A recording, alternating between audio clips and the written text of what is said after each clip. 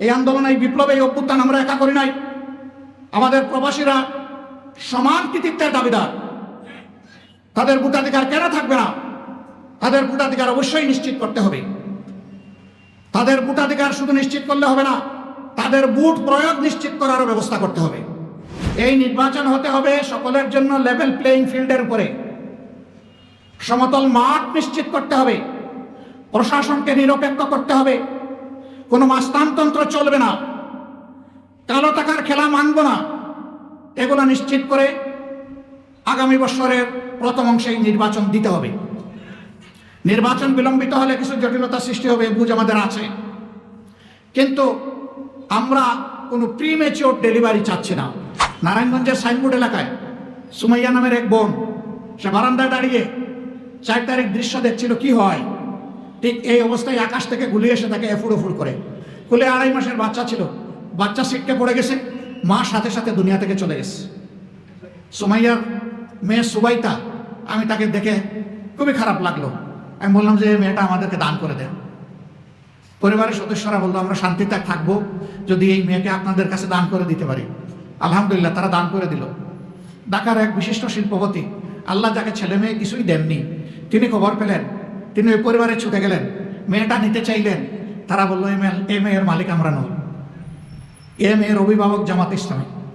আমরা যেহেতু চুরি চামারি করি না, এই জন্য আমাদের লোকদের কোনো বেগম ভাড়া নাই, থাকবে কোথায়? এই জন্যেই ঠিকানা আমাদের একটাই, আলহামদুলিল্লাহ, এটা আল্লাহ তাআলার জন্ম দেওয়া বাংলাদেশ।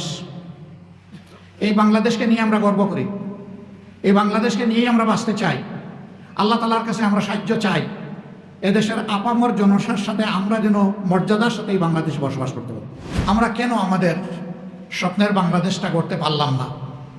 কেন একটি ইনসাফ ভিত্তিক সমাজ গত 54 বছরে আমরা পেলাম না?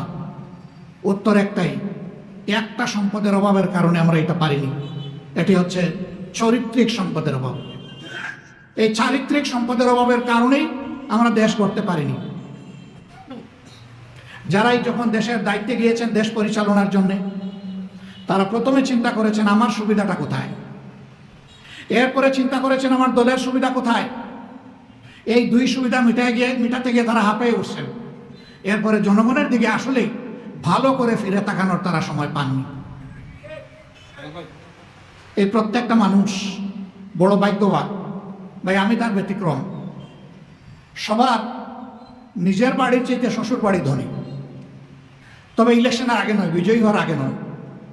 বিজয়ী হওয়ার আগে হয়তো বা গরিব অথবা সমকক্ষ, কিন্তু বিজয়ী হয়ে গেলে এই শ্বশুর বাড়ির ধন রাতারাতি বাড়তে থাকে।